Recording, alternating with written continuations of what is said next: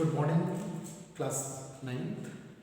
विषय हिंदी साहित्य और पाठ्य पुस्तक जो है वो क्षितिज पाठ्य पुस्तक है। जैसा कि आपको पता है क्लास 9th में हिंदी की दो पाठ्य पुस्तक हैं, एक का नाम क्षितिज है और एक का नाम कृतिका है। तो यह चैप्टर जो है वो क्षितिज पाठ्य पुस्तक से पार्ट फर्स्ट है, गद्य खंड से। क्षितिज पाठ्य पुस्तक है कोर्स ए की, जो उसमें दो खंड हैं, एक है गद्य खंड और एक है आपका काव्य खंड। तो यह जो पाठ है वो गद्य खंड से है। शीर्षक दो बैलों की कथा, आप जैसा कि आपको पता है, और इसके जो लेखक हैं, यह एक कहानी है, लेखक है मुंशी प्रेमचंद जी, और इस चैप्टर का यह पहला भाग है, फर्स्ट भाग है। जैसा कि विदित है आपको, क्योंकि मुंशी प्रेमचंद जी एक माने जाने पहचाने सशक्त लेखक के रूप में उभर के आते हैं। चाहे कहानी की बात हो, चाहे उपन्यास की बात हो, कोई भी क्षेत्र हिंदी साहित्य का इन्होंने छोड़ा नहीं है जिस क्षेत्र में इनकी लेखनी ने अपना नाम नहीं कमाया। तो यह चैप्टर एक इन्होंने लिखा है 9th के अंतर्गत, दो बैलों की कथा। इस चैप्टर के अंतर्गत दो चीजें बताई गई हैं। एक तो उस किसान के बारे में बताया गया है जो किसान जानवरों से कितना स्नेह करता है, और वे जानवर दो बैल हैं जो इसके अंतर्गत, जैसा कि बैल लिखा हुआ है, उन बैलों के प्रति उस किसान का कितना स्नेह है, यह स्वयं आप जब इस पाठ को पढ़ोगे तब और आपको अच्छा लगेगा और वास्तविक पता लगेगा एक किसान कितना अपने जानवरों को, बैलों को प्यार करता है, और वे बैल उस किसान को कितना प्यार करते हैं। वो जानवर होने पर भी, अर्थात हम कहते हैं कि जानवर अपने बारे में कुछ व्यक्त नहीं कर सकते हैं, हमारे इंसान की तरह बोल नहीं सकते हैं, लेकिन मूक भाषा में वो सब कुछ कह देते हैं। जानवरों की विशेषता होती है, तभी तो कभी कभी कहा है कि इंसानों से बेहतर तो जानवर भी होते हैं।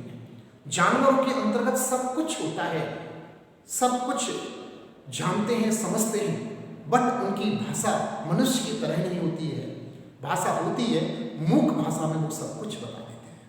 इस चैप्टर के अंतर्गत यह बताया गया है कि दो बैल कितने व्यवहार कुशल हैं, उनका व्यवहार कितना अच्छा है, उनकी चाइल्डहुड कितनी अच्छी है, उनके अंदर कितना स्नेह है, कितनी भक्ति है, कितनी श्रद्धा है, कितनी समझ है, कितने बुद्धिमान हैं। एक मनुष्य के अंतर्गत जो सारी योग्यताएं, सारी विशेषताएं देखने को मिलती हैं, वे सारी योग्यताएं हैं उन दोनों बैलों के अंतर्गत देखने को प्राप्त होती हैं। एक तो यह इस चैप्टर के अंतर्गत बताया गया है, दूसरा इस चैप्टर के अंतर्गत यह बताया गया है कि सीधेपन से कभी स्वतंत्रता नहीं मिल सकती है, अर्थात देश की खातिर जुनून अपने अंतर्गत जागना पड़ता है।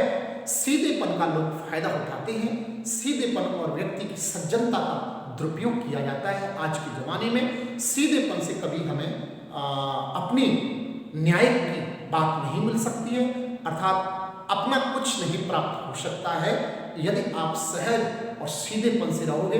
अगर सीधापन ही होता तो आज हमारे देश को आज़ादी नहीं मिलती।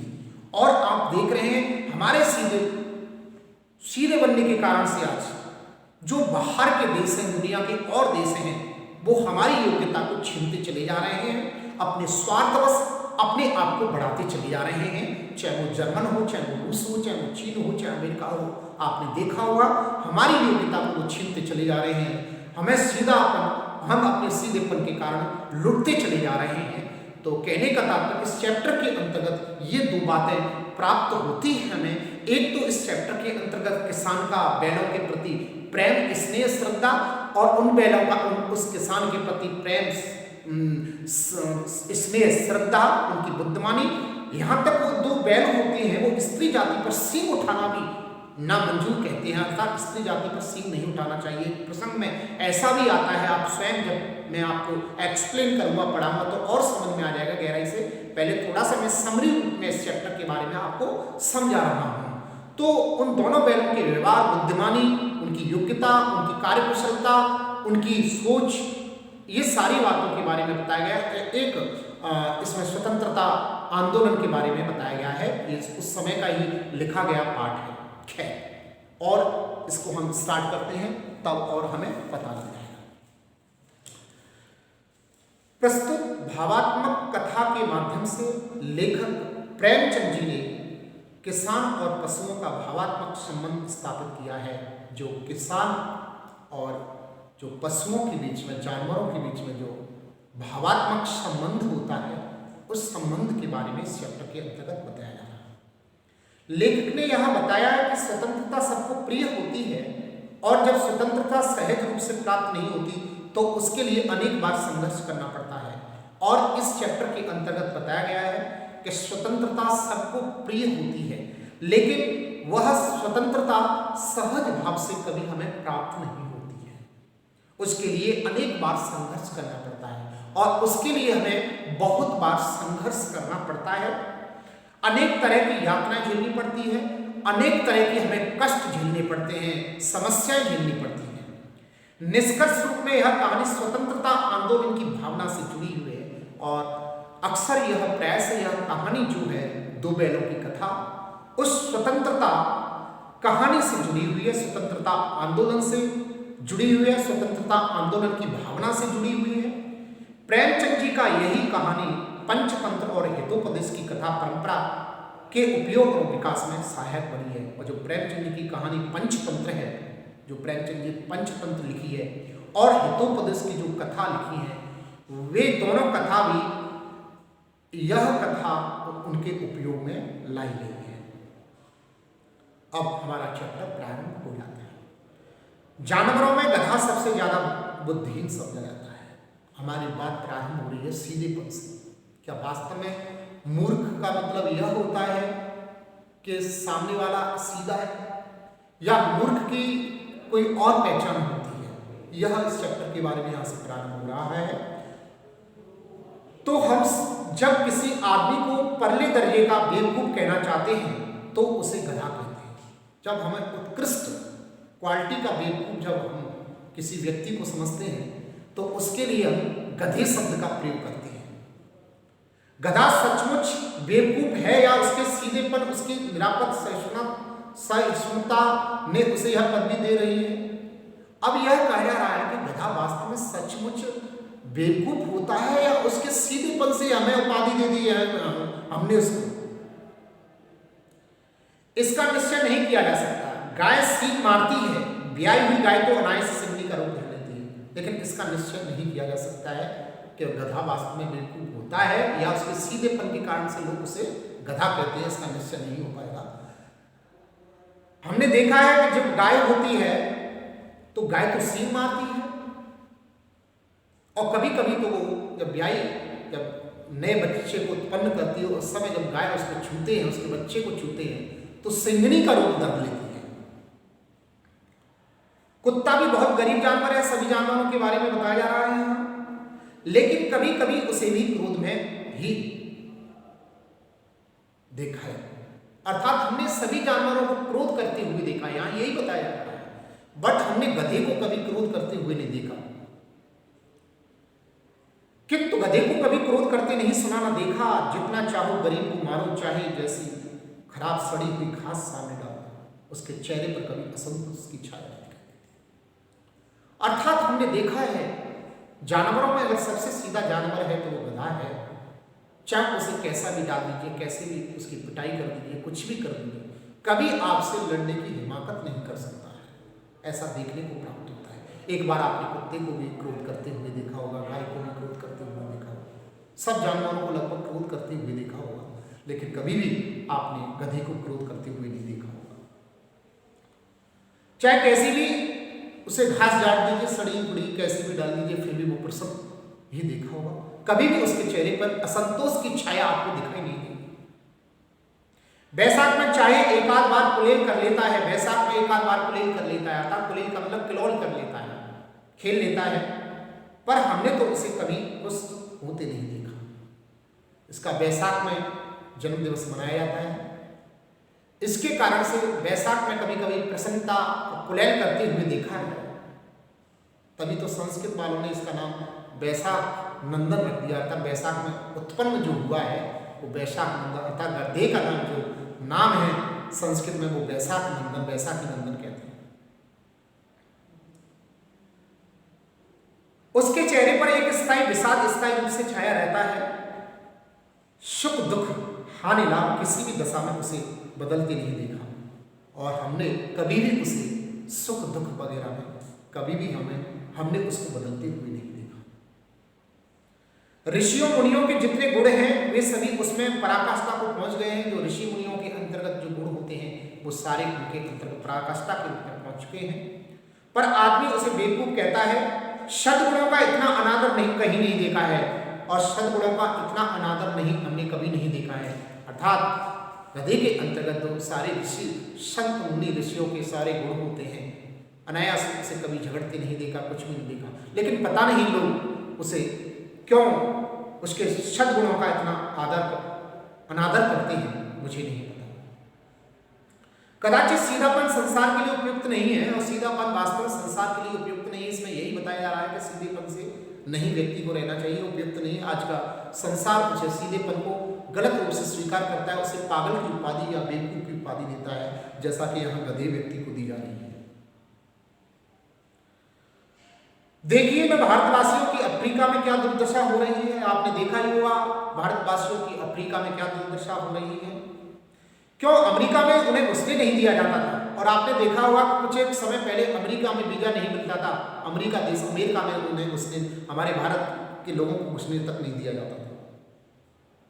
बेचारे शराब नहीं पीते, 4 पैसे कुछ मय के लिए बचा कर रखते हैं, जी तोड़कर काम करते हैं। हमारे देश के लोग जी तोड़कर मेहनत करते हैं, किसी प्रकार का शौक नहीं करते हैं, और जितना मिलता है उसी से पेट भरने की कोशिश करते हैं। जी जान से कबर तोड़कर काम करते हैं।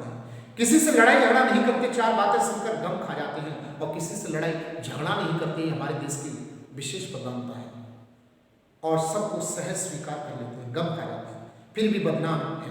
कहा जाता है वे जीवन के आदर्श को नीचा करते हैं। अगर वे ही ईंट का जवाब पत्थर से देना सीख जाते तो शायद शब्द कहना लगते। हमारे देश के लोग अगर सीधे नहीं होते, सीधे अगर ईंट का जवाब वो पत्थर से देने लग जाते तो कोई लोग अच्छे कहलाते। और आज का युग भी ऐसा कुछ हो चुका है, आपने देखा होगा कि लोग जो दमंग टाइप के जो लोग होते हैं, जो लोग खुकार होते हैं, क्रूर होते हैं, उनको लोग ज़्यादा आदर देते हैं। लेकिन जो लोग सीधे होते हैं, अच्छे होते हैं, सज्जन होते हैं, उनका अनादर करते हैं। तभी इस चैप्टर के अंतर्गत कहा जा रहा है कि सीधेपन से कुछ होने वाला नहीं है, सीधेपन से कुछ होने वाला नहीं है। अगर हम भी ईंट का जवाब पत्थर से देने लग जाएंगे तो हम लोग भी अच्छी कहलाने लग जाएंगे आज के युग में, कलयुग को देखते हुए। ऐसा इस चैप्टर में वर्णन किया जा रहा है, और ये सभी प्रस्तुत पंक्तियों के माध्यम से यहाँ जो मुंशी प्रेमचंद जी हैं, इस चैप्टर के जो लेखक हैं, इस कहानी के जो लेखक हैं, ये कहानी है एक 2 बैलों की कथा जो स्वतंत्रता आंदोलन से जुड़ी हुई है, और एक किसान के प्रति जानवरों का प्रेम और जानवरों का किसान के प्रति जो प्रेम है उसको इसमें दिखाया गया है। जापान की मिसाल सामने है। एक ही विजय ने उसे संसार की सभी जातियों में गढ़ बना दिया, और एक ही विजय पर एक ही मिसाल बना, सभी देशों में उसे सज्जन बना दिया।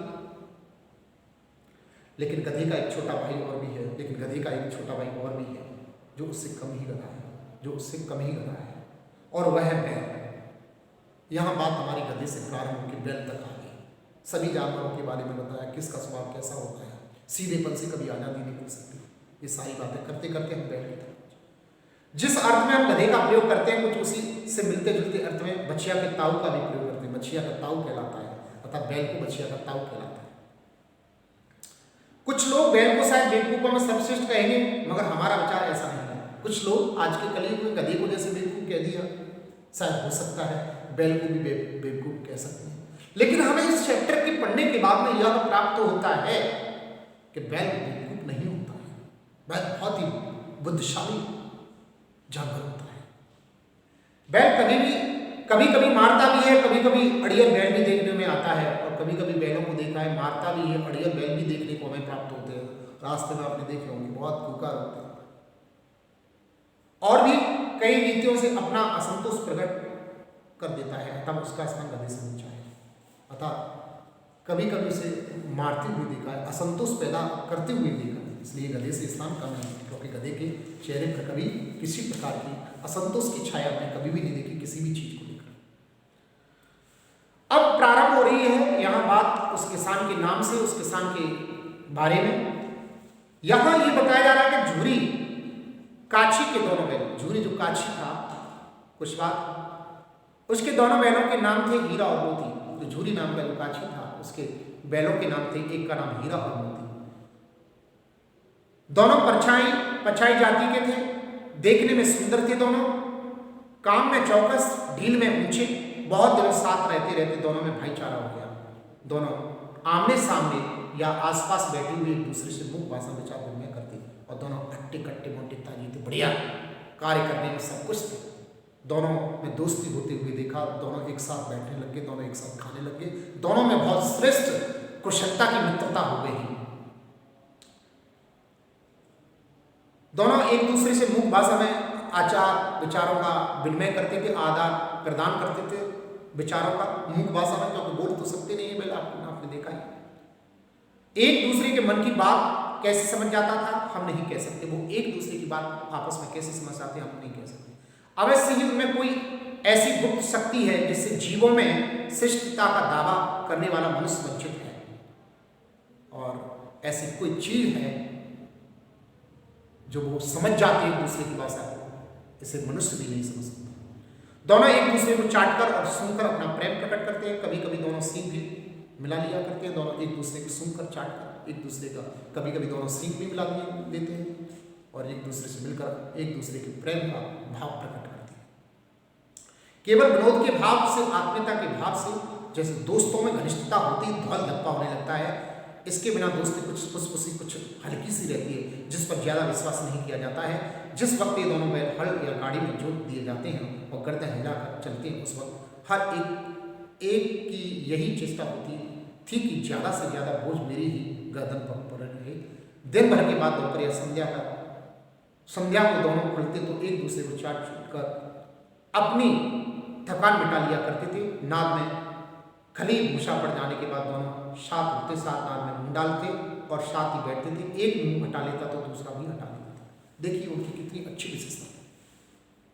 कहते हैं जब तक मित्रों में धौल धप्पा न हो, मनुष्यों में जैसे आपने देखा हो एक दूसरे से गले मिलने की जो एक आदत है, एक दूसरे से हाथ मिलाने की जो आदत, आत्मीयता के शब्द बोलने की आदत है, धौल धप्पे की, उसी प्रकार वो मित्रता क्या जिसमें धौल धप्पा न हो, उसी प्रकार ये जो बैल थे आपस में एक दूसरे को बातें कर लेते, एक दूसरे की बातों को समझ जाते थे, मुख भाषा में एक दूसरे से सींग ला के स्नेह प्रकट कर देते थे और एक दूसरे के प्रति कितनी आदर की भावना थी। देखिए आप कि जब इन्हें हल के माध्यम से खेत को जोता जाता था तो एक दूसरे को यह होश रहता था, एक दूसरे को ऐसा लगता था कि सारा संपूर्ण वजन मेरे ऊपर आ जाए, मेरे मित्र के ऊपर ना।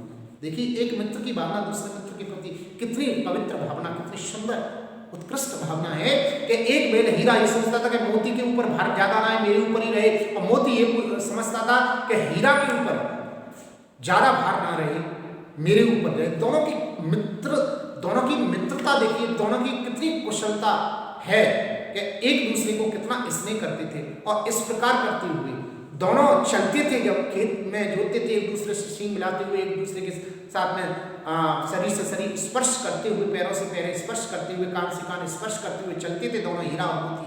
तब लोग देखकर अचंभा रह जाते थे कि वास्तविक इन दोनों की दोस्ती कितनी प्यारी, कितनी सुंदर है। और दोनों ही जोत कर खेत को आते थे, दोनों ही एक दूसरे की थकान को मिटाने का प्रयास करते थे, एक दूसरे को चाट चूट कर, एक दूसरे को फुसलाकर। देखिए जो भी मतलब यह प्रेम जो है, मैं आप एक चीज बताना चाहूंगा, जो स्नेह होता है वो केवल मानव में ही नहीं है, दुनिया की चींटी से लेकर ब्रह्मा तक कोई भी चेतन जितनी भी वस्तु हैं वो एक दूसरे से स्नेह का आदान प्रदान करती है। अर्थात हर जीव जंतु में एक प्यार होता है, वो चाहे वो चिड़िया का बच्चा क्यों ना हो, कबूतर का बच्चा क्यों ना हो, तोता का बच्चा क्यों ना हो, किसी का भी बच्चा हो, यह प्रेम, यह स्नेह, यह प्यार सब में देखने को प्राप्त होता है। उसी प्रकार हमने दो बैलों के अंतर्गत यह देखने को प्राप्त हुआ है। खैर, संयोग के बाद झूरी ने एक बार गोई को ससुराल भेज दिया। बैलों को क्या मालूम वे क्यों भेजे जा रहे हैं, बैलों को नहीं मालूम क्यों भेजे जा रहे हैं। समझे मालिक ने हमें भेज दिया है, और बैलों को क्या मालूम कि वे क्यों भेजे जा रहे हैं। समझे मालिक ने हमें भेज दिया है, और मालिक ने बेच दिया है दो बैलों की। मन में ऐसा आया जब हमें गोई के साथ भेजने का निर्णय किया, तो उनको ऐसा लगा कि हमें बेचने के लिए भेजा जा रहा है। अपना यूँ बेचा जाना उन्हें अच्छा लगा या बुरा कौन जाने, पर झूरी के साले गया को घर तक गोई ले जाने में दांतों पसीना आ गया। लेकिन दांतों पसीना जब उनका साला ले गया तो वो वहाँ से हटे तक नहीं। पीछे से झांकता तो दोनों दाएं बाएं भागते, पगैया पकड़कर आगे से खींचता तो दोनों पीछे को, और वहाँ से जाने के लिए वो आतुर नहीं रहे। और जो गया था, जो झूरी का साला था, काफ़ी उसने प्रयास किया। प्रयास करने के बाद भी वे वहाँ से कोई कभी इधर आ जाता, कोई इधर पहुँच जाता, काफ़ी थक चुका था जो गया था झूरी का साला। अगर ईश्वर ने उन्हें वाणी दी होती तो झूरी से पूछते, तुम हम गरीबों को क्यों निकाल रहे हो? हमने तो तुम्हारी सेवा करने में कोई कसर नहीं उठा रही। अगर इतनी मेहनत से काम न चलता तो और काम ले लेते, हमें तो तुम्हारी चाकरी में मर जाना कबूल था। और उन बैलों ने कहा कि यदि आज हम मनुष्य होते, मनुष्य की भाषा, मनुष्य के सामने बोलने की हमारे अंतर्गत शक्ति होती, उनसे हर अपनी बात शेयर करने को होता, तो आज हम झूरी से यह पूछते कि तुम हमें बेचना क्यों चाह रहे हो? हमने तुम्हारा क्या किया? हमने तो तुम्हारी सेवा की है, और इस सेवा से अगर आपका मन नहीं भर रहा है तो और इससे भी अत्यधिक सेवा करिए। ये देव दोनों बैल जो दोनों बैल हैं वो अपने अंतर्गत मुख भाषा में एक दूसरे से व्यक्त कर रहे हैं। हमें तो तुम्हारी चाकरी में मर जाना कबूल है, और ऐसा कह रहे हैं हमें तो तुम्हारी चौखट पर मर जाना कबूल है। चाकरी मतलब चौखट पर मर जाना ही कबूल है। हमने कभी कभी दाने चारे की शिकायत नहीं की, और हमने कभी भी चारे दाने की आपसे शिकायत नहीं कही, फिर भी हमें पूछना चाह रहे हो। तुमने जो कुछ खिलाया वह सिर झुकाकर खा लिया, और ऐसा कह रहे हैं दोनों बैल, जो आपने हमें खिलाया वैसा ही हमने खा लिया, चाहे वो सूखा हो चाहे गीला हो, कैसा भी हो, कुछ भी हो, चाहे सड़ा हो चाहे कल का हो चाहे परसों का हो, हमने सहज रूप से उसे स्वीकार किया। कभी ये नहीं कहा कि आप हमारे साथ में यह गलत हमें खिला रहे हो, या फिर भी आप हमें भगाना चाह रहे हैं। या दोनों जो बैल हैं, हीरा और मोती, वे इस प्रकार आपस में मुख भाषा में बात कर रहे हैं। वह सिर झुका के खा लिया, फिर तुमने हमें इस जालिम के हाथ क्यों बेच दिया, और तुम हमें इस जालिम के हाथ क्यों बेच दिया? संध्या समय दोनों बैल अपने नए नए स्थान पर पहुंचे। संध्या के समय दोनों बैल अपने अपने स्थान पर पहुंचे। दिन भर के भूखे थे, लेकिन जब नाद में लगाए गए तो एक ने भी उसमें मुंह न डाला। और संध्या के समय दोनों बैलों नए स्थान पर पहुंचे। दिन भर भूखे रहे थे, लेकिन जब नाद में लगाए गए तो उन्होंने उसमें मुंह तक नहीं डाला। दिल भारी हो रहा था, जिसे उन्होंने अपना घर समझ रखा था वह आज उनसे छूट गया था। यह नया घर, नया गांव, नए आदमी, नए बेगानों से लगती। जब हीरा और मोती को दूसरे स्थान पर भेज दिया, तब उन्हें लगा, और वहाँ जैसे उनको नाद पर बांधा गया, उन्होंने नाद में किसी प्रकार का भूसा नहीं खाया। वो चुपचाप खड़े रहे, क्योंकि नया स्थान था, नए लोग थे, नए आदमी थे। दोनों ने अपनी मुख भाषा में सलाह की, एक दूसरे को कनखियों से देखा और लेट गए। और दोनों ने एक दूसरे से मुख भाषा में बात की, कनखियों से देखा, अर्थात किनारों से मुड़ मुड़ कर देखा एक दूसरे को, और दोनों एक दूसरे की भाषा को समझकर सो गए। जब गांव में सोता पड़ गया तो दोनों ने जोर मारकर पगह तोड़ा डाले और घर की तरफ चले। और दोनों ही ने वो जो घूंटे थे वो तोड़ दिए। जब गांव पूरा सो गया था, अगले बहुत मजबूत थे, अनुमान न हो सकता था कि कोई बैल उन्हें तोड़ सकेगा। और यह अनुमान नहीं था गांव वालों को, या उस व्यक्ति को नहीं पता था कि मतलब यह ऐसा भी कर सकते हैं और खूंटे को भी तोड़ सकते हैं। पर इन दोनों में इस समय दूनी शक्ति आ गई थी, एक झटके में रस्सी टूटा। और इस समय इन दोनों के अंतर्गत ऐसी शक्ति आ गई थी कि इन्होंने रस्सी को तोड़ दिया था। झूरी प्रातःकाल सोकर उठा तो देखा कि दोनों बैल चरनी पर खड़े हैं। दोनों की गर्दनों में आधा आधा गराब लटक रहा है। झूरी जब प्रातःकाल सोकर उठा तो देखा दोनों बैल चल रहे हैं, खाना खा रहे हैं। दोनों की गर्दनों में आधा आधा गराब लटक रहा है। घुटने तक पांव कीचड़ से भरे हैं, और दोनों की आंखों में विद्रोह में इसने झलक रहा है। दोनों की आंखों में आधे आधे पैर कीचड़ से बिगड़ रहे हैं, और उनकी आंखों में विद्रोह की अर्थात युद्ध की भावना, अर्थात क्रोध की भावना दिखाई दे रही है। झूरी बहनों को देखकर स्नेह से गदगद हो गया। झूरी ने जब अपनी दोनों बहनों को देखा तो वो गदगद अर्थात प्रसन्न होने लगा। दौड़कर उन्हें गले लगा लिया। प्रेमालिंगन और चुम्बन का वह दृश्य बड़ा ही मनोहर था और इस प्रकार दोनों ने एक दूसरे को गले लगा लिया और स्नेह कर लिया। और झूरी ने इस प्रकार अपना स्नेह प्रकट किया और झूरी के यही वो जो नए स्थान पर चले गए थे वहाँ से भगकर आ गए। झूरी ने दोनों बहनों को अपने गले से लगाया, स्नेह किया, चाटा। यहाँ तक यह आपका चैप्टर हो जाता है भागवत में। नेक्स्ट बार में जो भी और चैप्टर बचा हुआ है उसके बारे में हम बताएंगे आपको। यहाँ तक कोई प्रॉब्लम हो तो आप कभी भी पूछ सकते हैं। Thank you, all the best, may God bless you.